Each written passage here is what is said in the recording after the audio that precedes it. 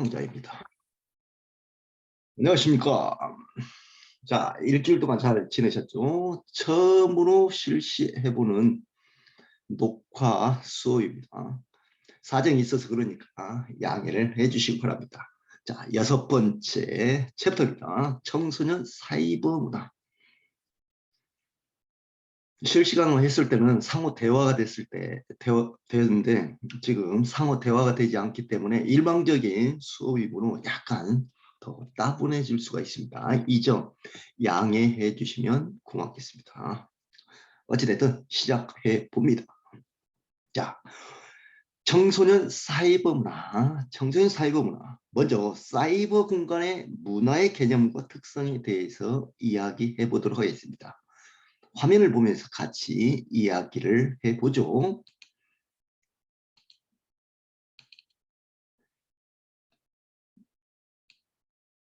네. 자, 챕터 6, 청소년 사이버 문화. 사이버 공간의 문화의 개념과 특성을 먼저 알아봅니다. 사이버 공간의 개념이란 무엇이냐? 가상 공간을 이야기합니다. 가상 공간이란 두뇌와 컴퓨터, 통신의 정보 처리 장치 사이에서 연결과 새로운 세계를 맛보는 것을 우리는 사이버 공간이라고 합니다. 또 다른 말로 홍성태 씨는 컴퓨터 테크놀로지를 매개로 정보 교환이 이루어지는 네트워크화된 사회적 공간이라고 홍성태 씨가 1996년과 박진규 씨는 2019년도에 이렇게 사이버 공간의 개념에 대해서 정의를 내려놓았습니다. 자, 그러면 사이버 공간의 특성은 어떤 것인가? 요즘에 상당히 많은 문제를 일으키는 내용이죠. 탈체 현상과 비가시성의 특징을 지닌다. 탈체 현상은 무엇이냐? 탈체 현상이라는 것은 보이지 않는 것입니다.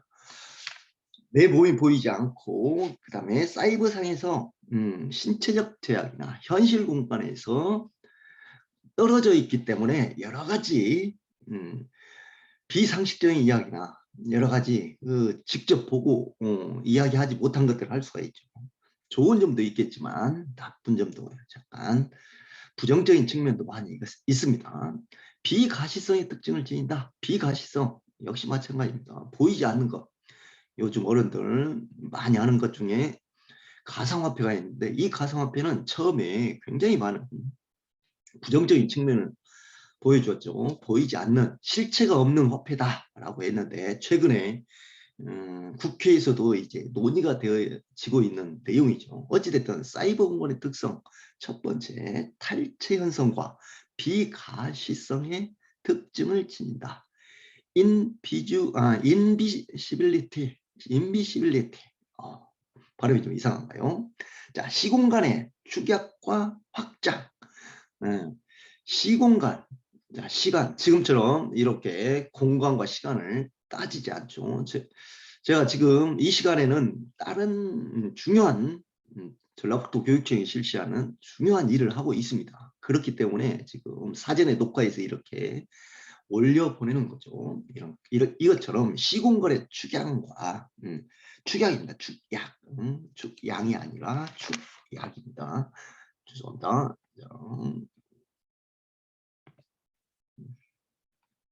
축약. 시공간의 축약과 확장입니다. 특히 인터넷을 통해서 이렇게 인터넷이나 물론 요즘에는 화상통신 있죠. 이렇게 확장이라는 것은 우리가 바로 옆에 있는 것뿐만이 아니라 지구 반대편에 있는 사람들과도 서로 실시간으로 대화를 할 수가 있죠. 이것처럼 사이버 공간의 특성은 굉장히 많은 장점을 가지고 있습니다. 시공간의 축약과 확장, 누구나 그리고 언제나 사이버 공간에 들어갈 수가 있습니다. 양방향성과 멀티미디어적 특징을 갖습니다. 양방향성은 무엇이냐? 혼자 이야기하지 않는 거죠. 지금처럼 이렇게 녹화방송일 때는 이렇게 혼자 일방적으로 강의가 되지만 실시간일 때는 서로 이야기를 할 수가 있죠. 사이버 공간에서. 그리고 멀티미디어적 특징을 갖는다.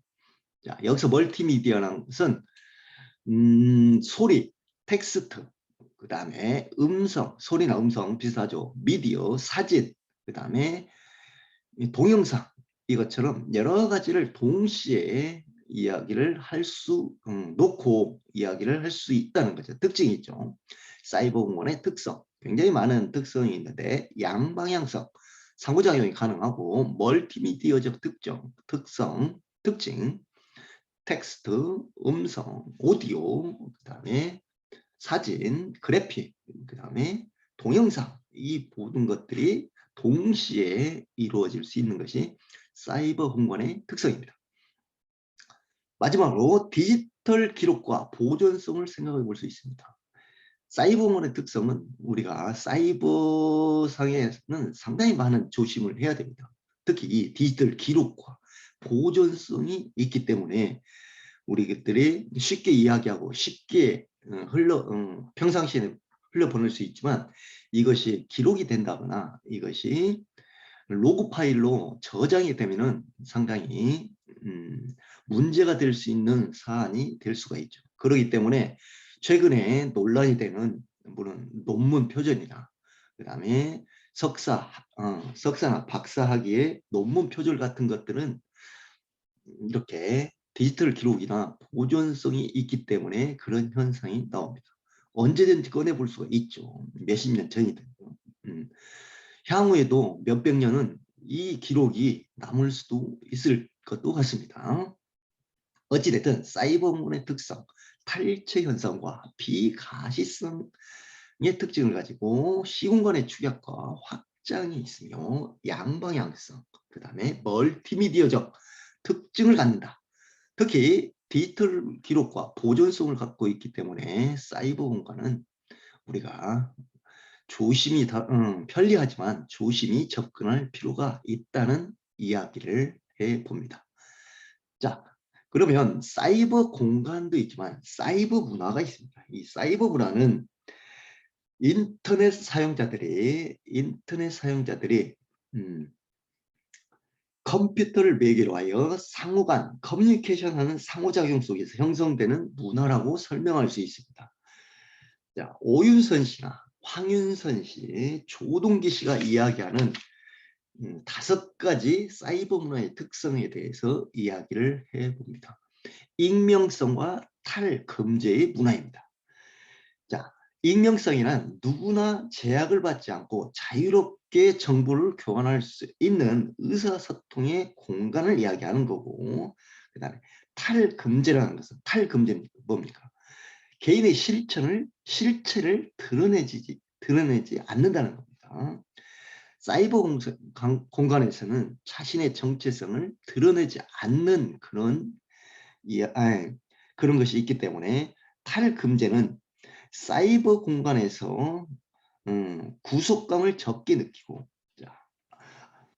자유스럽게 이야기하는 대신에 이렇게 개방적인 태도가 있는 대신에 그 다음에 여러 가지 문제를 일으킬 수가 있죠. 어찌됐든 익명성과 탈금제의 문화가 있고 개방성과 다양성의 문화가 있습니다. 개방성, 누구에게나 가능하죠. 다양성, 남녀노소가 모두 가능하고 누구든지 민족이나 종교 이 모든 것을 다 아우를 수 있습니다. 초월성, 가상성, 아까 사이버 공간의 특성에서 잠깐 이야기했죠. 연결성, 전파성, 선명성과 극단성의 문화가 있습니다. 연결성, 모든 사람이 연결하는 거죠. 요즘 대표적인 거 카카오톡 같은 거. 전파성, 굉장히 중요한 이야기입니다. 선명성과 극단성의 문화가 있다는 거. 자, 선명성이라는 것이냐? 본인이 이야기하는 거, 본인이 표현하는 것들은 강하게 바로바로 드러날 수가 있죠. 그 다음에 뭐 정치적인 내용이나 학문적인 이야기 이런 게 선명하게 드러나는 거죠. 극단성, 양극화 현상이 일어나는 거죠. 옳고 그름이 정확합니다. 그리고 부귀, 그다음 앞뒤 이런 면이 정확한 것이 사이버 문화의 특성입니다.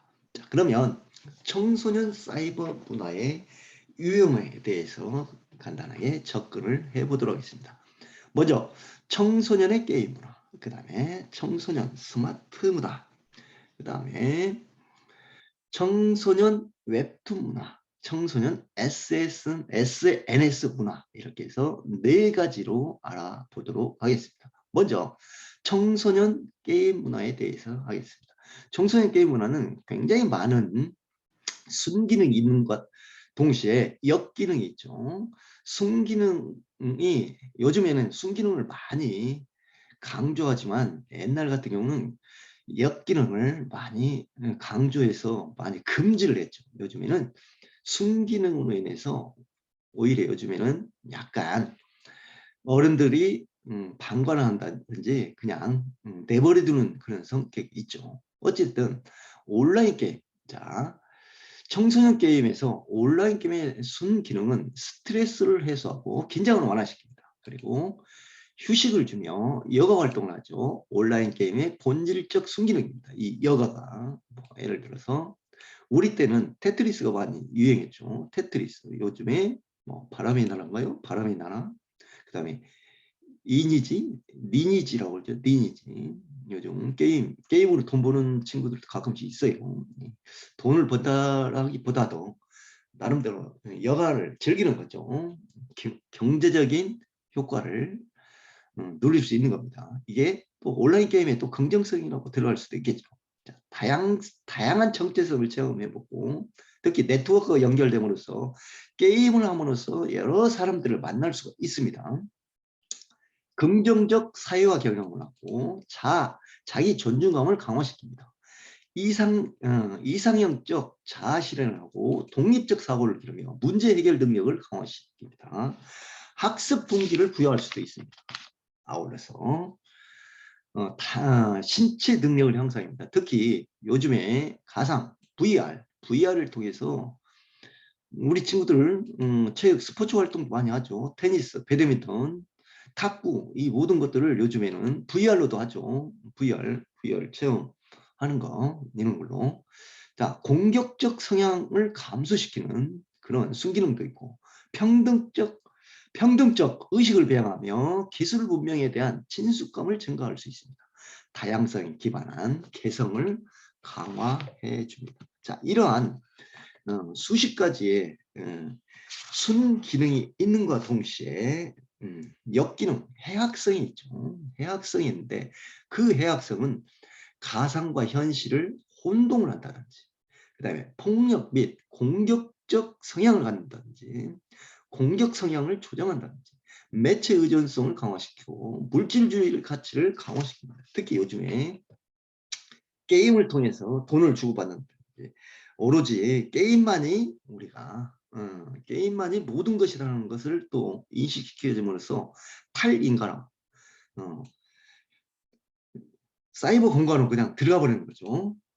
그 다음에 아까 긍정적인 측면에서 보면 공격적 성향을 감소시키는 경우도 있는데 충동적 행동을 강화시키는 것도 있죠. 또 사회 부정을 합니다. 게임에서의 대리만족에 의해서 현실적 공허감이나 우울증을 유발하고 극단적인 현상으로는 자살이나 이런 걸로 이어질 수 있죠. 신체적으로 굉장히 악영향입니다. VR에는 이런 걸로 순기능이 있지만 하루 종일 앉아 있다거나 하루 종일 게임에 중독이 됨으로써 신체적 악영향을 미칠 수 있다는 거죠. 그 다음에 게임 금단 현상이 일어나고 가족과의 대화 단절이 있을 수 있습니다. 그 다음에 학습 장애 현상이 발생할 수도 있고 불평등적 성역할이 강화될 수 있습니다. 사이버 공간에서는 남녀가 보이지 않기 때문에 남녀가 별로 그렇게 중요하지 않죠. 그래서 이 불평등적 성역할이 강화될 수가 있다는 거죠. 특히나 여성의 섬세함은 남자들이 따라갈 수 없죠. 이런 것 때문에 굉장히 리니지 이런 게임 문화에서 탑 클래스에 들어가 있는 사람들이 대부분 여성인 경우가 없지 않아 있죠. 이런 데에서 불평등적 성 역할이 강화될 수 있다는 겁니다. 두 번째, 스마트폰 문화를 한번 보도록 하겠습니다. 스마트폰의 가장 큰 장점은 휴대성과 즉시성으로 접근의 용이성입니다. 자, 제가 가끔씩 SMS나, 자, 지금은 일부러 카카오톡 개설을 하지 않았는데, 카카오톡을 개설을 하면 우리 친구들이 제게 많은 제약을 가질 것 같고, 저도 역시 마찬가지로 자유스럽지 못해서 일부러 카카오톡 단체방을 만들지 않았습니다. 이것처럼 휴대성과 즉시성, 용이성이 있는 반면에 제약을 받을 수가 있죠. 여기에는 스마트폰 문화의 단점을 나오진 않았지만 장점만 이야기하면 스마트폰 문화는 청소년들의 끊임없는 소통의 장을 이끌 수 있습니다.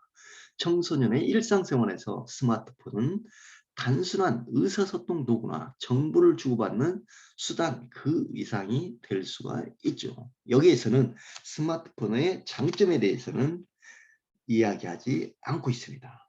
자, 어찌됐든 SNS 문화. 자, 청소년의 SNS 문화로 한번 들어가 봅니다.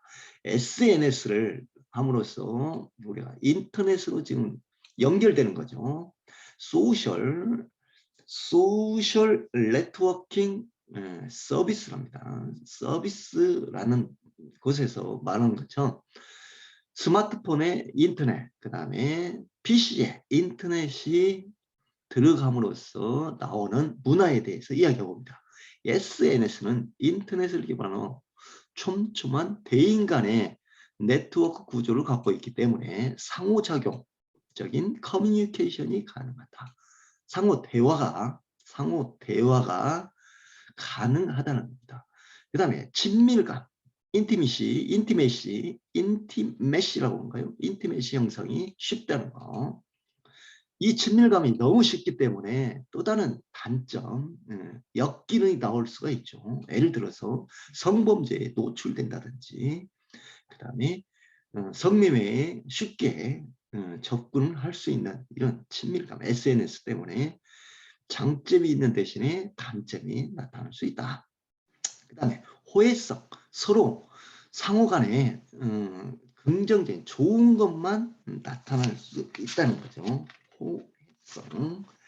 자, 호혜성이라는 것은 의무, 그 다음에 상호적인 강화 이런 것으로 해서 유대를 강화시킬 수 있다는 거죠. 특히 스포츠하는 친구들은 이것으로 인해서 제가 학교에서 사이버 뭐 스포츠 대회 같은 것도 있는 걸 봤습니다. 예를 들어서 줄넘기 대회 1분의 타이머를 맞춰놓고 몇 개를 넘는가 1회 넘기 이런 대회 간단하게 접근할 수 있는 이런 것은 SNS 플랫폼을 통해서 상호작용과 우선 인터넷에서 이동성이나 융합기술의 발달을 가져왔기 때문에 가능한 겁니다. 결국은 이 SNS는 플랫폼의 발달을 가져왔습니다. 지금 이런 것들도 다 플랫폼이 나오는 거죠. 자, 향후에는 제가 돌아다니면서도 강의를 할 수 있게끔 플랫폼이 가능하지 않을까. 물론 지금도 휴대폰을 통해서 BJ들은 돌아다니면서 유튜브를 할 수 있죠. 그렇지만 향후에는 좀 더 발달된 유튜브가 나오지 않을까 생각을 해봅니다. 네 번째, 청소년의 웹툰 문화, 인터넷 문화, 그 다음에 온라인 만화, 디지털 만화, 모바일 만화, 웹툰 많이 보죠. 저도 가끔씩 웹툰을 보는데 어른들은 쉽게 접근할 수 있는 것이 성인분인데 성인분은 우리들이 자아 정체성이 완전히 형성됐을 때 봐야지 자아 정체성이 형성되지 않는 미성년자들은 이런 친구들의 접근을 하면 굉장히 많은 문제를 일으킬 수 있는 내용이죠. 너무 저희들이 이 디지털 웹툰에 너무 쉽게 접근을 할 수 있는 것이 요즘에 문제가 될 수도 있습니다. 어찌됐든 이 웹툰이라는 것은 웹사이트의 웹과 그 다음에 카툰 만화라는 거예요. 그리는 건가요? 이것을 합성합니다. 즉 인터넷 만화, 온라인 만화, 디지털 만화, 모바일 만화라고 이야기를 해봅니다. 이 모든 것들이 바로 스마트폰을 일반화되어 있기 때문에 나타난 것이고, 이것을 통해서 아까 청소년 사이버 문화의 예, 사이버 문화의 특성처럼 자기 만족에 빠질 수 있는 거죠. 어찌됐든 긍정적으로 우리들이 활용하는 것이 중요합니다. 자, 청소년 사이버 문화의 문제점을 보겠습니다. 아까 이야기한 것처럼 자, 스마트폰이나 인터넷, 온라인 게임 중독에 빠질 수 있는 거죠. 과다 이용 때문에 그렇습니다. 사이버 폭력, 사이버 괴롭힘이나 왕따, 위협, 스토킹, 요즘 블로깅이라고 하는 블로깅, 예. 댓글을 막 달아서 사이버 폭력으로 이어지는 거죠. 자, 사이버 성폭력, 사이버 사기. 자, 사이버 사기는 어디서 많이 나오죠? 그러죠. 요즘 당근마켓 많이 하나요? 당근마켓. 저도 당근마켓 요즘 가끔씩 하는데 무료나는 많이 합니다. 제가 야영을 많이 다니기 때문에 야영을 하면서 생기는 여러 가지 불필요한 물건들을 무료 나눔하면 바로바로 가져가는 것을 볼 수 있었습니다. 그런데 사이버 사기, 예를 들어서 그런 곳에서 사기를 당할 수 있다. 특히 요즘 전화, 인터넷, 쇼핑몰에서 발생하는 여러 가지 사기 조심하셔야 된다는 것. 청소년 사이버 문화의 문제점 4가지에 대해서 이야기를 해봤습니다. 마지막으로 바람직한 사이버 문화의 방향을 보도록 하겠습니다. 사이버 공간에서 지켜야 할 예의와 예절을 확립해야 합니다. 자, 바람직한 사이버 문화, 정보통신 윤리 교육이죠. 자, 예의와 예절을 확립해야 되고 유익한 컨텐츠를 개발해서 보급을 해야 됩니다. 우리가 유익한 컨텐츠는 보통 사람들 많이 보지 않죠. 그래서 유익한이 아니고 유해한 컨텐츠를 많이 개발하죠. 그래서 N번방이라든지 그 다음에 갖가지 성인물 이런 것들이 바로 접근성, 사람들이 많이 보지 않기 때문에 그런 컨텐츠를 개발하는데, 우리가 그런 컨텐츠보다는 유익한 컨텐츠를 개발해서 보급해야 된다는 내용이었습니다. 사이버 문화를 미래지향적인 수단으로 적극적으로 활용해야 합니다. 4번째, 청소년들이 소셜미디어를 잘 활용할 수 있는 환경 조성이 요구됩니다. 특히 게임방 같은데, PC방, 게임방 이런 데는 저희들이 좀 더 오픈시켜서 음지보다는 적극적으로 어른들의 개입할 필요가 있다는 이야기고, 소셜미디어를 잘 활용할 수 있는 다양한 교육이 이루어져야 되겠죠. 미래 사회에 적극 대처하기 위해서는 글로벌 마인드를 확산할 필요가 있습니다. 이제는 우리 방 안이나 식구, 친구, 옆에 있는 친구보다는 글로벌 마인드, 세계 반대편. 자, 2023 세계 잼버리 제25회 새만금 국제 스카우트 잼버리 같은 경우는 대표적인 글로벌 마인드를 기를 수 있는 중요한 청소년들의 활동 계기가 될 수 있는 내용입니다. 우리 친구들, 특히 스포츠학과 다니는 친구들은 2023 세계 잼버리에 많은 관심을 가졌으면 좋겠습니다. 자, 하워드 라인골드라는 친구가, 죄송합니다. 학자가 5가지 소셜 리터러시 교육에 대해서 나온 것이 있습니다. 주의, 어테이션, 참여, 파티시피케이션, 협력, 콜라보레이션, 네트워크 지식, 네트워크 어웨어런스, 그 다음에 비판적 소비, 이 5가지가 필요하다. 소셜 미디어 리터러시에서 이 5가지를 반드시 교육을 시켜야 된다. 주의라는 건 뭐냐? 한 가지만 말씀을 드려보면, 주의, 어테이션, 소셜 미디어 리터러시 중에서 가장 기본적인 요소인데, 디지털 미디어의 비판적 소비자가 되기 위해서 소셜 미디어에 주의를 집중하는 방법을 배울 필요가 있다는 거죠. 지금 이렇게 콘텐츠를 제가 올려놓은데 대부분 친구들은 아마 집중을 하지 않고 주의를 하지 않고 바로 틀어놓고 그냥 보고 많은 친구들이 없지 않아 있을 걸로 압니다. 그러지 않았으면 한다는 그 내용이죠. 그게 하워드 라인골드가 이야기한 5가지 소셜미디어 리터러시에 대한 이야기입니다. 구체적인 내용은 교재나 아니면 인터넷에서 찾아보시기 바랍니다. 자, 중간고사 안내를 간단하게 하도록 하겠습니다. 중간고사는 제가 제3장 청소년기와 청소년 사이버 문화에서 발제를 해서 제시를 해보았습니다. 이렇게 제시문을 나타냈습니다. 청소년 집단은 이렇게 제시문을 나타냈고 그 제시문 5가지 중에서 인터넷을 통해서 문헌이나 인터넷 정보를 통해서 찾아서 그 내용을 적어 보십시오. 미숙한 문화를 보는 관점은 무엇인가? 미숙한 문화를 보는 관점이 무엇인가? 인터넷에 찾아서 그 뜻을 여기다 제시를 해보고 이 5가지 중에서 본인이 바라보는 관점, 나는 청소년 문화를 바라보는 관점이 하위 문화를 보고 있다. 아니면 신세대 문화를 보고 있다. 그 이유는 이러이러하다라고 기술을 해서 A4 용지 한 장에 기술을 해줘야 됩니다.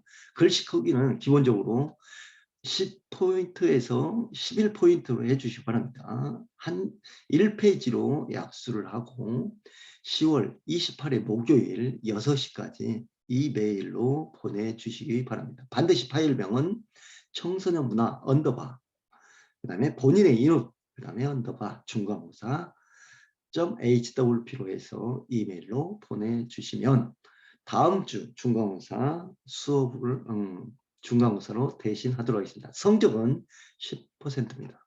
자, 오늘 처음으로 시도해본 사전 녹화에 의한 강의였는데 우리 친구들이 많이 보고 이해가 되지 않으면 계속 반복해서 봤으면 좋겠습니다. 챕터 6번 청소년 사이버 문화에 대해서 강의를 마쳐보도록 하겠습니다. 고맙습니다.